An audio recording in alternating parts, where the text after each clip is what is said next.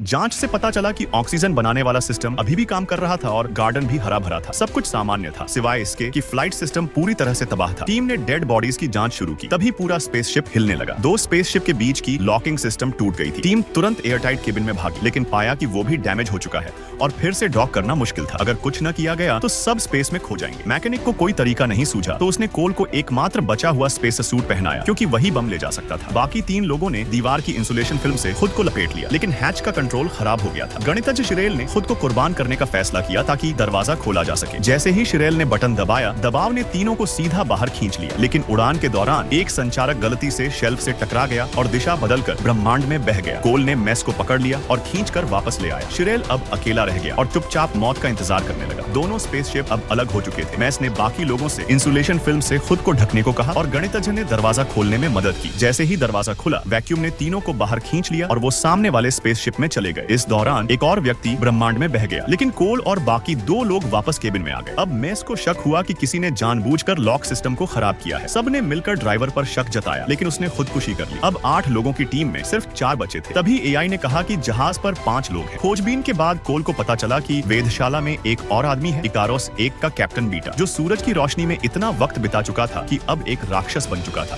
कोल डरकर भागा। पता चला कि बीटा ही मिशन को रोकना चाहता था और उसने इकारोस 1 को तबाह किया था। कोर्डो ने दरवाजा बंद करके खुद को बचा लिया। बायोलॉजिस्ट यांग को इसका अंदाजा नहीं था और वो ग्रीन हाउस में पौधों में डूबा था। जैसे ही वो बाकी लोगों को अपनी खोज दिखाने वाला था, बीटा ने उसे मार डाला। उसका मकसद था इंसानों को खुद को बचाने से रोकना और पृथ्वी को खत्म होने देना। उसने फ्लाइट सिस्टम के मदरबोर्ड को ठंडे पानी के टैंक में डुबो दिया, जिससे सिस्टम फेल हो गया। मेस ने कंट्रोल रूम में जाकर खुद ठंडे पानी में छलांग लगा दी ताकि सिस्टम फिर से चालू हो सके, लेकिन उसके पैर फंस गए और वो बाहर नहीं आ सका। कोल ने देखा कि हैच अब नहीं खुल सकता तो उसने स्प्रे गन से उसे जलाने की कोशिश की और खुद को रस्सी से दीवार से बांध दिया। जैसे ही स्विच दबाया गया, दबाव ने बाहरी हैच को उड़ा दिया और अंदर का हैच भी टूटकर उड़ गया। कोल कंट्रोल रूम में गया और स्पेसशिप के अलग होने की प्रक्रिया शुरू कर दी। जैसे ही जहाज अलग हुआ, वो न्यूक्लियर बमों वाले हिस्से में कूद गया। जैसे ही ड्रॉप कैप्सूल चालू हुआ, स्पेसशिप सूरज की ओर तैरता गया और बम भी। कोल ने आखिरी वक्त में डेटोनेटर चालू कर दिया और बम